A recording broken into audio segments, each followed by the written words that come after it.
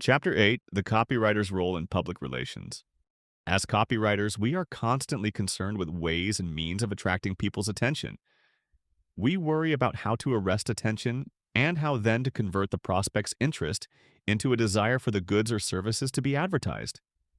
If we take the word advertising in its most literal sense, search out its Latin roots, we discover that it means calling attention, and the promotion of goods or services at a profit will always require a good deal of conscious effort, a good deal of reaching out to attract attention. However, every firm has a number of ways in which it is constantly, and often unconsciously, catching people's attention willy-nilly. And to the extent that the people whose attention is thus caught may be prospects, or people who can somehow influence the sale, it is highly desirable that conscious thought be given to these automatic contacts. What does the factory or store look like to passers-by? Is it clearly identified not only as to the company name, but as to the names of the products made or sold therein? Speaking as a person who does a good deal of traveling around the country, Aesop Glim ventures the opinion that many factories could gain extra goodwill if their identification included the name of the city or town in which the plant is located. He has often wondered where he was when on a train, as well as on other occasions. It is rarely sufficient that a product or service be able to function efficiently, as promised. The problem is not solved until you are sure the physical appearance of the product and its package and all its representatives conform to your prospect's mood at the time he is a prospect or a user of your wares. How do the telephone operators answer the telephone? Are they glum or cheerful, discourteous or courteous, resentful or cooperative? Very few people are going to phone a business office who are not somehow interested in that business. Telephone operators can do a great deal for a firm. A similar question should be asked about the men or women at the reception desks. Sometimes they entertain angels unawares. Almost every person entering a place of business is a person whose opinion of the firm is important, rather than unimportant. What do the delivery trucks look like? They are potentially traveling billboards for a business, available at no greater charge than the cost of a good design and the necessary painting. The more national a business, the greater the opportunity to make use of delivery trucks. The more localized a business, the greater the importance of doing so, for the simple reason that there are too many advertising mediums a localized business cannot afford to use, without a great deal of waste circulation. Once upon a time, old Aesop Glim was discussing an advertising program with a new manufacturer. At that moment, his distribution covered only one half of one city.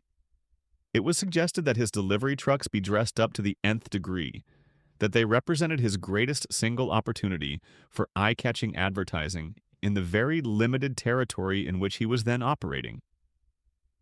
This new manufacturer reported that 21 advertising agencies had called upon him, and 21 advertising agencies had recommended that he start his advertising in general magazines. What do the letterheads look like? Is there too much information on them, or not enough? Is their design in keeping with the nature of the business? Sometimes a letterhead is the first contact with a new prospect. Many a sale is helped and many a sale hindered through the first impression conveyed by a letterhead. Is the letterhead a good ambassador for the firm? How about the firm's business cards? Those used by the executives, those used by the sales representatives. Much of what has been said about a letterhead applies equally to a business card. It also is frequently the first point of contact with a prospect. Sometimes double-fold business cards, neat and attractive in appearance, constitute not only a good introduction but something worth the prospect's keeping as a memorandum.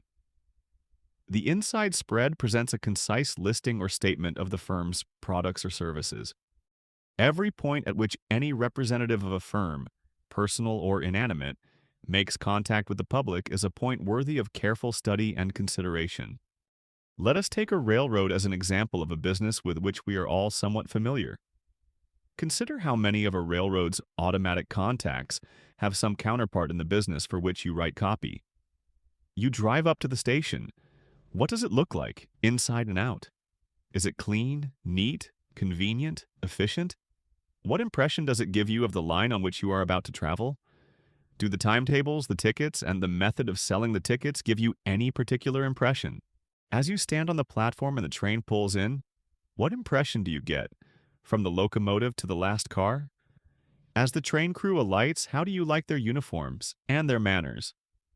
When you enter the train, what impression do you get of cleanliness, convenience, comfort, and even luxury? If you go into the diner, what advanced impression do you receive from the equipment, the personnel, even the physical appearance of the menu, as to the kind of meal you are about to eat? The moral of this somewhat rambling diatribe is that industrial design, advertising, and public relations are closely interwoven. If each and every automatic contact is fully analyzed for all its significances and all its potentials, industrial design, advertising, and public relations become virtually inseparable. From the particular viewpoint of a copywriter, it is hard to see any phase of a firm's business which is not at least partly an advertising problem. The copywriter who limits his vision to paid advertising is always in danger of some rude shocks. His perfect advertising may fail because some of the automatic contacts are not in tune with the advertising, or vice versa. We must always remember that our advertisement may be seen by many people beyond those to whom it is primarily addressed. It is often surprising to count up just how many things a single advertisement can do. We'll assume that we're talking about an advertisement whose primary purpose is to sell goods to those who are logically prospects for those goods. We build it and aim it toward that objective. But in how many other directions can it also work for us? It can obviously have an effect on all who help us distribute and sell our wares.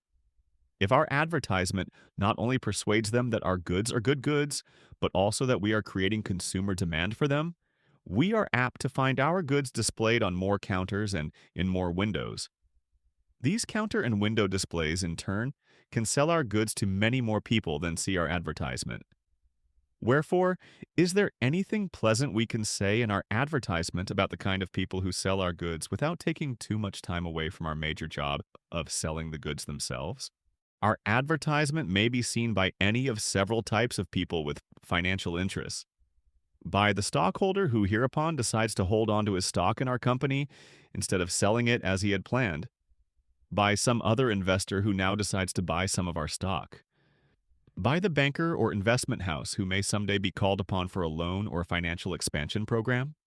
It may be seen by federal, state, or municipal authorities who are thus somewhat predisposed to act favorably on any legislation affecting the company's welfare. It may be seen by the firm's employees. Those who make the goods are proud of what you say about their workmanship and resolve to increase both the quality and the efficiency of their production. Those who serve the firm in other ways become prouder, more confident ambassadors for the firm. It may be seen by labor leaders who will now be somewhat more favorably disposed to negotiate in the spirit of cooperation rather than that of aggressive attack. It may be seen by the general public and favorably influence their opinion as voters, whether or not they are users of the product advertised. Those who sponsor obnoxious radio commercials have apparently forgotten that every adult listener has a vote, and that those votes may be very important someday. It is thus obvious that advertising is potentially a sword with many edges.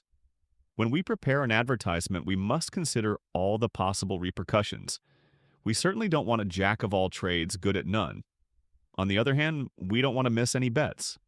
Most of the time, our advertisement has one big primary objective. We must go all out to gain that objective.